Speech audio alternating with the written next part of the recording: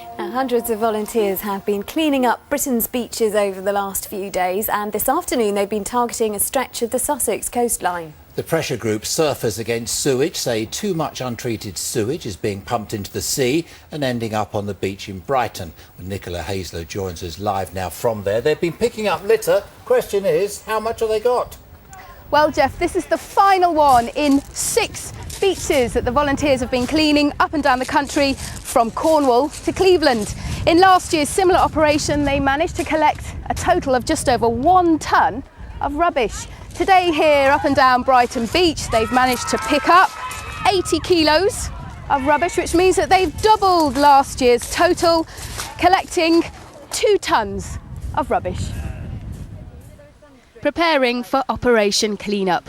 The Surfers Against Sewage have an army of volunteers along Brighton Beach, and they're ready to do battle against the detritus that's washed up here. People down here should be aware that what leaves their bathroom every day will end up in the sea, and that's all the bacteria, all the viruses, and there is a chance to get these gastroenteritis, to get these hepatitis A, to get these E. coli's. As a parent, I wouldn't let my little girl go in there, but that's my choice, and I'm making an informed choice. 95 million litres of wastewater and raw sewage is pumped into the sea at Telscombe every single day. Although the pipe outlet is 2 miles out to sea, campaigners are concerned that the tide can bring it back in again. My mate is a surfer and she's very passionate about all this, and we weren't doing anything today, so we just thought, why not? Plastic knives, forks, metal frames, anything that can be dangerous really, so it's good to get them off the beach. And the volunteers were also collecting rubbish left behind by holidaymakers. With the hot weather today, plenty of them had decided to take the plunge.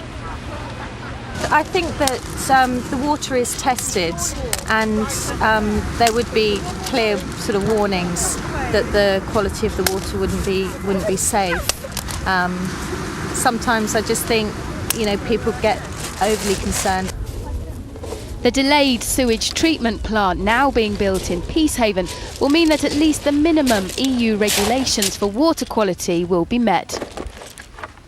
These £300 million schemes are paid for by you and I, the water bill payers, so we have to be very mindful of that. And so the way we go about it is to look at what the European standards say. Can we meet the legislation that the European government and the British government want us to meet? And then we come up with the best way of doing that, bearing all those factors in mind. And that's what we're doing here in Brighton.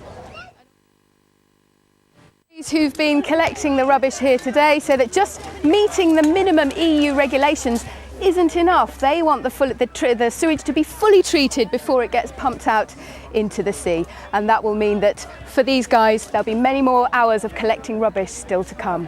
Nicola, and I hope you've done your bit too. Thanks very much indeed. Of course.